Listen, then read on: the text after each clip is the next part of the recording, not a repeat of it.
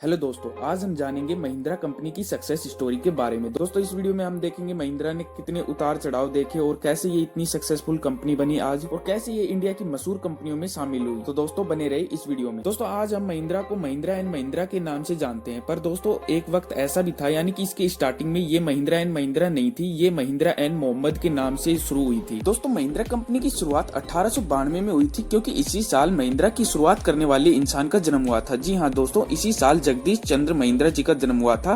पंजाब के लुधियाना में इनका जन्म हुआ था। दोस्तों, इनको जेसी महिंद्रा के नाम से भी जाना जाता था और परिवार में 9 भाई बहनों में ये सबसे बड़े भाई थे। उन्होंने एक छोटी सी उम्र में ही अपने पिता को खो दिया था और 9 भाई बहनों में सबसे बड़े होने के नाते सारा बोझ इनके ऊपर आ गया परिवार का। उस वक्त उनकी उम्र भले ही छोटी थी, पर उनके हौसले बहुत ही बुलंद थे और वो हमेशा दूर की सोचा करते थे। दरअसल जिस दौर में लोग एजुकेशन को इतना इम्पोर्टेंस नहीं देते थे, उस दौर में जगदीश चंद्र जी ने एजुकेशन के महत्व को समझा और खुद भी पढ़े और साथ ही साथ अपने 9 भाई बहनों को भी अपने साथ पढ़ाया। यहाँ तक कि उन्होंने अपने छोटे भाई कैलाश चंद्र महिंद्रा जी को कैम्ब्रिज यूनिवर्सिटी से पढ़ाई लिखाई करवाई अमेरिका से। और जेसी महिंद्रा ने खुद की स्टडी मुंबई के विक्टोरिया टेक्नोलॉजी कॉलेज से की थी, जो कि आज के समय में माता जीजाबाई टेक्नोलॉजी इंस्टीट्यूट के नाम से जाना जाती है और ये आज भी मुंबई में स्थित है। पढ़ाई पूरी होने के बाद 1929 में जेसी महिंद्रा को टाटा स्टील कंपनी में जेसी महिंद्रा को एक अच्छी जॉब मिल गई थी, जहाँ उन्होंने 1929 से लेकर 1940 तक सीनियर सेल्स मैनेजर की पोस्ट पे काम किया। और उसके बाद उनको वर्ल्ड वॉर सेकंड के टाइम में भारत का पहला स्टील कंट्रोलर नियुक्त किया गया उनको। और उनके छोटे भाई कैलाश चंद्र महिंद्रा जी को भी कैम्ब्रिज कॉलेज से पढ़ाई लिखाई करने के बाद वहीं अमेरिका में एक छोटी सी जॉब वो करने लगे। और फिर 1942 में कैलाश चंद्र महिंद्रा जी को अमेरिका के अंदर इंडियन परचेजिंग का हेड बनाया गया। फिर 1945 में जब कैलाश चंद्र महिंद्रा भारत वापस आए तो उन्हें भारत सरकार की इंडियन कोल्ड फील्ड कमेटी और ऑटोमोबाइल्स ट्रैक्टर का चेयरमैन बना दिया गया। दोस्तों, हालांकि दोनों भाइयों को काफी अच्छी कंपनियों से इनको ऑफर आया काम करने के लिए, पर इन्होंने किसी भी ऑफर को एक्सेप्ट नहीं किया। सरकारी नौकरियों को भी इन्होंने ठुकरा दिया, क्योंकि दोस्तों अब ये दोनों भाई अपना खुद का बिजनेस शुरुआत करने का मन बना चुके थे। उस वक्त भारत की आजादी के लिए लोग लड़ाई कर रहे थे और इन दोनों भाइयों को पक्का यकीन था कि भारत को आजादी मिल जाएगी। और वो लोग ये भी जानते थे कि आजादी के बाद स्टील का बिजनेस एक आसमान को छुएगा। इसलिए दोस्तों इन दोनों भाइयों ने अपना घर बेचा और अपने एक दोस्त गुलाम मोहम्मद के साथ मिलकर एक स्टील कंपनी को शुरुआत करने की ठान ली और कंपनी स्टार्ट भी की और कंपनी को नाम दिया महिंद्रा एंड मोहम्मद। आज भले ही दोस्तों महिंद्रा अपने स्ट्रॉन्ग व्हीकल्स के लिए जाना जाता हो, पर दोस्तों इसकी शुरुआत एक स्टील कंपनी से हुई थी। उस वक्त दोनों भाइयों ने ये सोचा था कि हम दोनों भाई मिलकर गुलाम मोहम्मद के साथ इस देश की सबसे बड़ी स्टील कंपनी शुरुआत करेंगे। फिर दोस्तों 1947 में कुछ ऐसा हुआ जिससे इनके सारे सपने टूट गए। दरअसल 1947 में जब देश का बंटवारा हुआ तो गुलाम मोहम्मद इंडिया छोड़कर पाकिस्तान की ओर चले गए, जहां पर वो पहले तो वित्त मंत्री बने,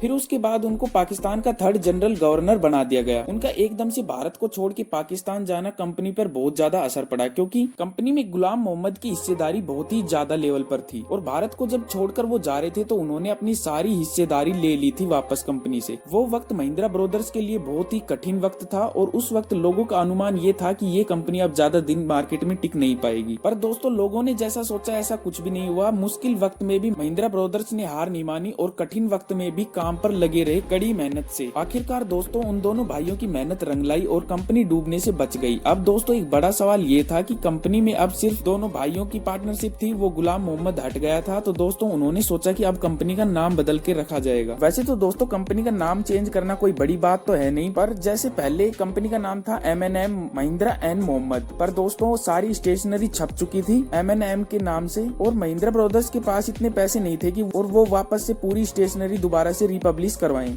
तो उन्होंने सोचा कि हम M&M से कुछ अलग नाम रखते हैं। तो उन्होंने M&M से मोहम्मद हटाकर महिंद्रा एंड महिंद्रा का नाम रखने का सोचा, जिनसे उनकी स्टेशनरी वेस्ट न जाए और M&M का मतलब भी स्पष्ट हो गया। दोस्तों अब ये वो वक्त था जब महिंद्रा स्टील कंपनी अच्छे से कमा रही थी, पर दोनों भाइयों के मन में कुछ अलग करने की चाहत थी। वो चाहते थे कि हम कुछ ऐसा करें जो भारत में और किसी कंपनी ने ना किया हो। और यही कैलाश चंद्र का विदेश रहने का फायदा कंपनी को हुआ। दरअसल कैलाश चंद्र महिंद्रा ने अमेरिका रहते हुए जीप का कॉन्सेप्ट देखा था और उनको जीप का कंसेप्ट बहुत ही पसंद आया था और वो व्हीली जीप का कंसेप्ट भारत में लाना चाहते थे। फिर क्या था, दोनों भाइयों ने व्हीली जीप मैन्युफैक्चरिंग का टेंडर जीता और 1947 में भारत में जीप बनाना शुरू कर दिया, जिसके बाद महिंद्रा कंपनी की बनाई हुई जीप काफी बिकी और महिंद्रा को जीप बनाने वाली कंपनी के नाम से जाना जाने लगा। और इतनी सक्सेस मिलने के बाद कंपनी चलती चली गई। और फिर कुछ वक्त बाद महिंद्रा ने सोचा कि अब हम कमर्शियल व्हीकल और ट्रैक्टर्स भी बनाएंगे। और फिर क्या था, उनके कमर्शियल व्हीकल और ट्रैक्टर भी लोगों को बहुत पसंद आए। और फिर क्या था दोस्तों, देखते ही देखते ये भारत सबसे बड़ी ट्रैक्टर निर्माता कंपनी बन गई। अब आगे चलकर कुछ साल बाद 1951 में जगदीश चंद्र महिंद्रा जी का देहांत हो गया और उसके बाद 1963 में कैलाश चंद्र का भी देहांत हो गया, जिसके बाद कंपनी की भागदौड़ अगली पीढ़ी ने उठाई और समय के साथ इस कंपनी की सक्सेस बढ़ती चली गई। दोस्तों अभी की बात करें तो दोस्तों महिंद्रा 150 से ज्यादा कंपनी का एक ग्रुप है। इसमें महिंद्रा इलेक्ट्रिक, महिंद्रा डिफेंस, जावा, स्वराज, महिंद्रा फाइनेंस जैसी बड़ी कंपनी शामिल है। और दोस्तों हमारी महिंद्रा का बिजनेस 100 से ज्यादा देशों में फैला हुआ है और हजारों लोगों को रोजगार मिल रहा है महिंद्रा की वजह से। और इस वक्त कंपनी की भागदौड़ की जिम्मेदारी जगदीश चंद्र के पोते आनंद महिंद्रा जी के हाथों में है, जो कि 2012 से कंपनी को संभाले हुए हैं। और जब से कंपनी आनंद महिंद्रा जी के हाथों में आई है, कंपनी ने और ज्यादा ग्रो किया है। तो दोस्तों ये थी स्टोरी हमारी इंडिया की कंपनी महिंद्रा एंड महिंद्रा के बारे में। दोस्तों महिंद्रा की सक्सेस स्टोरी अच्छी लगी हो तो एक लाइक जरूर करें और ऐसी और इन्फॉर्मेटिव वीडियो देखने के लिए चैनल को सब्सक्राइब कर लें और कमेंट करके बताएं अगली वीडियो किस टॉपिक पे चाहिए, और वो बेल आइकन को भी प्रेस कर ले ताकि मैं अगली बार जब भी वीडियो अपलोड करूं आपको नोटिफिकेशन सबसे पहले मिले। Thank you.